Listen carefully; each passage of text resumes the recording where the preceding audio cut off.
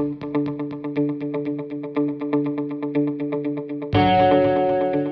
Friends, library lab में आपका स्वागत है। आप देख रहे हैं दोस्तों इन्फ्लिबनेट का सेकंड पार्ट। फर्स्ट पार्ट में हमने देखा था इन्फ्लिबनेट क्या है, इसकी फाउंडेशन यानी स्थापना, एक सॉफ्टवेयर जो इसका बहुत पॉपुलर है सोल, इसके द्वारा चलाई गई कॉन्फ्रेंसेज यानी सम्मेलन, इसके द्वारा चलाए गए प्रोग्राम्स यानी परियोजनाएं, प्रोजेक्ट्स ये चलाते हैं इन्फ्लिबनेट। दोस्तों हमने इसके ऑब्जेक्टिव्स देखे थे और इसके द्वारा करे गए प्रकाशंस, इसके पब्लिकेशंस देखे थे। दोस्तों इसके फर्स्ट पार्ट में हमने इसके प्रोग्राम्स को ब्रीफ में जाना था, संक्षिप्त में। अब हम डिटेल में इसके प्रोग्राम्स को डिस्कस करेंगे। इसके प्रोजेक्ट्स कुल 4 पार्ट में डिवाइड हैं।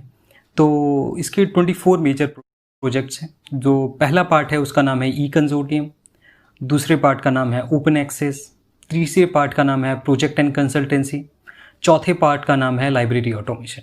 दोस्तों पहले पार्ट यानी ई कंसोर्टियम में 2 प्रोजेक्ट हैं, ई शोध सिंधु और दूसरा शोध शुद्धि। दोस्तों ओपन एक्सेस में कुल 5 प्रोजेक्ट यानी 5 प्रोग्राम हैं, इन्फोपोर्ट, IR@ इन्फ्लिबनेट सेंटर, ओजस, शोध गंगा और शोध गंगोत्री। दोस्तों इसके अगले पार्ट में यानी प्रोजेक्ट एंड कंसल्टेंसी में कुल 9 ऐसे प्रोग्राम हैं। NIRF NIRF जो कि रैंकिंग के लिए इस्तेमाल होता है, EPG पाठशाला, विद्वान डेटाबेस, विद्यामित्रा, ICSSR डेटा सर्विस, स्वयं प्रभा, स्टडी इन इंडिया और ENAP ENBA। दोस्तों इसका अगला पार्ट है लाइब्रेरी ऑटोमेशन, जिसमें पहला प्रोजेक्ट है इसका इंडकैट यूनियन कैटलॉग और दूसरा सोल। तो दोस्तों इसका फर्स्ट पार्ट डिस्कस करते हैं, ई कंसोर्टियम। ई कंसोर्टियम में जो पहला इसका प्रोग्राम है दोस्तों ई शोध सिंधु। दोस्तों ये 3 कंसोर्टियम से मिलकर बना है, एनलिस्ट, इंडेस्ट, AICTE और UGC इन्फोनेट। दोस्तों ये कॉलेज और यूनिवर्सिटी को ई रिसोर्स प्रोवाइड करता है। अगर इसके 3 कंसोर्टियम की बात करें तो पहला कंसोर्टियम जो कि एनलिस्ट है वो 2010 में आया, जिसकी फुल फॉर्म है national library and information services infrastructure for scholarly content. National library and information services infrastructure for scholarly content. दोस्तों ये UGC के सेक्शन B, UGC के एक्ट सेक्शन 12B के अंदर आने वाले कॉलेजेस को ई रिसोर्स प्रोवाइड करता है। दोस्तों इसका अगला कंसोर्टियम देखें इंडेस्ट AICTE, तो उसको फुल फॉर्म है Indian national digital library in engineering science and technology. Indian national digital library in engineering science and technology. दोस्तों इसका मुख्यालय यानी इसका हेडक्वार्टर IIT दिल्ली में है। दोस्तों ये इंजीनियरिंग एंड टेक्नोलॉजी के संस्थान जो इंडेस्ट के मेंबर बने हैं उनको ई रिसोर्स प्रोवाइड करता है और उनको ई रिसोर्स एक्सेस करवाता है। दोस्तों सिर्फ इंजीनियरिंग एंड टेक्नोलॉजी के ही संस्थान इंडेस्ट के मेंबर बन सकते हैं। इसके बाद दोस्तों इसका अगला प्रोजेक्ट है शोध शुद्धि। दोस्तों यह एक web based plagiarism detection software है जो कि थीसिस को चोरी को रोकने के लिए काम आता है। दोस्तों अगर कोई भी स्टूडेंट या कोई भी रिसर्चर जब अपनी थीसिस को सबमिट करता है तो उसके पहले ये ऑनलाइन सबमिट होती हैं, तो उसमें web based plagiarism detection software से ये देखा जाता है कि यह जो थीसिस या जो डिसर्टेशन जो सबमिट कर रहे हैं ये कहीं से कॉपीड तो नहीं है। तो उसके अब 5%, 10% या जितना परसेंट वो अलाउड है, अगर उसके बाहर वो कॉपीड है तो उसको रिजेक्ट कर दिया जाता है या उस पर कार्रवाई की जा सकती है। दोस्तों अब हम इन्फ्लिबनेट प्रोग्राम का सेकंड पार्ट देखेंगे जो कि है ओपन एक्सेस। ओपन एक्सेस में जो कि फर्स्ट पार्ट है दोस्तों इन्फोपोर्ट, उसके बारे में हम जानेंगे। दोस्तों इन्फोपोर्ट एक इंडियन ई रिसोर्स को सर्च करने के लिए एक सब्जेक्ट गेटवे है। सब्जेक्ट गेटवे जैसे कि आपने देखा होगा गूगल पे आप कुछ सर्च करते हैं तो वो वेब टेक्नोलॉजी से आपको रिजल्ट डिस्प्ले करता है। उसी तरीके से इन्फ्लिबनेट पे जो भी ई रिसोर्सेज लिस्ट किए गए हैं उनको डिटेक्ट करने के लिए, उनको सर्च करने के लिए इन्फोपोर्ट का इस्तेमाल किया जा सकता है। उसी तरीके से ये एक सब्जेक्ट गेटवे है। दोस्तों अगला इसका जो प्रोजेक्ट है वो उसका नाम है IR@ इन्फ्लिबनेट सेंटर। दोस्तों ये एक इन्फ्लिबनेट की इंस्टीट्यूशनल रिपोजिटरी है। ये एक सॉफ्टवेयर DSpace नाम के सॉफ्टवेयर का इस्तेमाल करता है इंस्टीट्यूशनल रिपोजिटरी के कार्य के लिए। इंस्टीट्यूशनल रिपोजिटरी जहाँ पर सारे ई रिसोर्स सबमिट होते हैं। दोस्तों इसका अगला जो प्रोग्राम है उसका नाम है ओजस। ओजस की फुल फॉर्म है ओपन जर्नल एक्सेस सिस्टम। दोस्तों ये एक स्कॉलरली जर्नल को मैनेज और पब्लिश करने के लिए डिज़ाइन किया गया था। किसके लिए?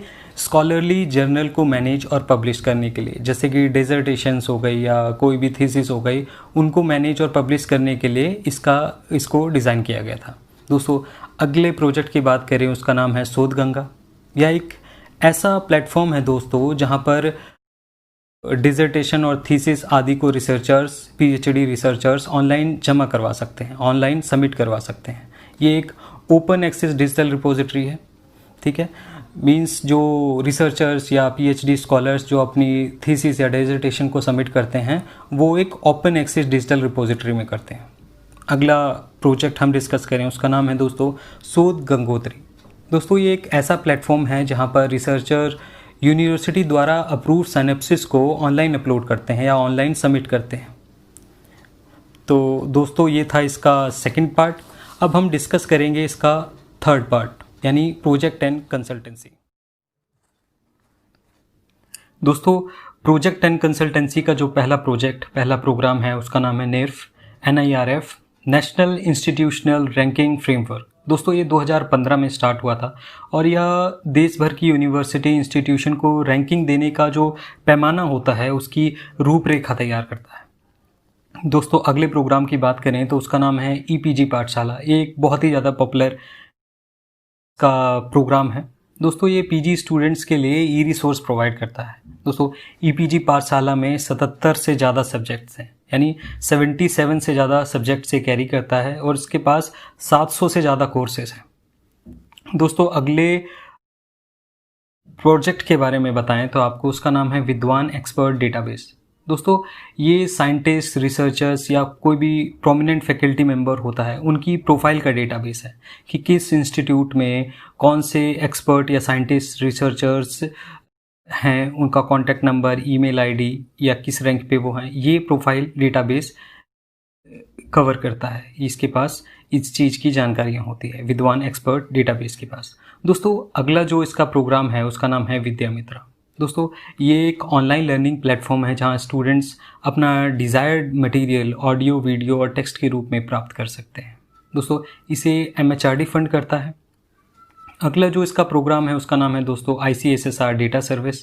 दोस्तों ये एक सोशल साइंस यानी सामाजिक विज्ञान का डेटा रिपोजिटरी है जो कि ICSSR को सर्विस देता है। दोस्तों अगला जो इसका प्रोजेक्ट या प्रोग्राम है वो बहुत इंपॉर्टेंट है, स्वयं, इसको UGC MOOCs भी बोलते हैं। दोस्तों ये एक ऑनलाइन कोर्सेज़ का प्लेटफॉर्म है जो कि हाई स्कूल से PG तक के कोर्सेज़ को यानी उसके सब्जेक्ट को कवर करता है। दोस्तों इसका रजिस्ट्रेशन फ्री है, लेकिन अगर आपको इसका सर्टिफिकेट चाहिए, जो कोर्स आपने किया है उसका सर्टिफिकेट चाहिए, तो उसके लिए आपको एग्ज़ाम देना पड़ेगा, एग्ज़ाम क्लियर करना पड़ेगा। एग्ज़ाम देने के लिए आपको 1000 रुपये की फ़ीस वर्तमान समय में जमा करनी पड़ेगी। दोस्तों अगला जो इसका प्रोग्राम है उसका नाम है स्वयंप्रभा। दोस्तों ये 32 DTH चैनल यानी 32 DTH चैनल्स का ग्रुप है जो कि एजुकेशनल प्रोग्राम को टेलीकास्ट करते हैं, यानी शैक्षणिक जो कार्यक्रम होते हैं उनको ये टेलीकास्ट करते हैं। दोस्तों अगला इसका जो प्रोग्राम है उसका नाम है ENBA यानी national board of accreditation. Accreditation means मान्यता जो देते हैं। दोस्तों ये टेक्निकल इंस्टीट्यूट को मान्यता देने के लिए बनाया गया है और इसका पूरा कार्य यानी इसका पूरा कार्यभार फुल फ्लेज ऑनलाइन प्लेटफॉर्म है। मीन्स ये पूरी तरीके से एक ऑनलाइन प्लेटफॉर्म है। तो दोस्तों ये था हमारा तीसरा पार्ट, प्रोजेक्ट एंड कंसल्टेंसी। आगे हम देखेंगे लाइब्रेरी ऑटोमेशन। दोस्तों लाइब्रेरी ऑटोमेशन के कुल 2 प्रोजेक्ट हैं, इंडिकैट और सोल। दोस्तों पहला प्रोजेक्ट है इंडिकैट यूनियन कैटलॉग। दोस्तों ये एक ऑनलाइन डेटाबेस है जो कि बुक, थीसिस और सीरियल डेटाबेस के कुछ बिब्लियोग्राफिक रिकॉर्ड्स को अपने पास संग्रहित करता है। दोस्तों इसके पास 95 लाख से ज़्यादा यूनिक बिब्लियोग्राफिक रिकॉर्ड्स हैं। दोस्तों अगर अगले प्रोजेक्ट की बात करें उसका नाम है सोल। इसको हम कुछ डिटेल में डिस्कस करेंगे। इसकी फुल फॉर्म है दोस्तों सॉफ्टवेयर फॉर यूनिवर्सिटी लाइब्रेरी। ये सन 2000 में आया था। दोस्तों ये किस प्रकार का सॉफ्टवेयर है? ये लाइब्रेरी मैनेजमेंट सॉफ्टवेयर है, यानी पुस्तकालय प्रबंधन प्रणाली वाला सॉफ्टवेयर है। इसके कुल 2 वर्जन आए थे। 2000 में पहली दफ़ा इसका सोल 1.0 वर्जन आया था और सबसे लेटेस्ट वर्जन है सोल 2.0 जो कि जनवरी 2009 में आया।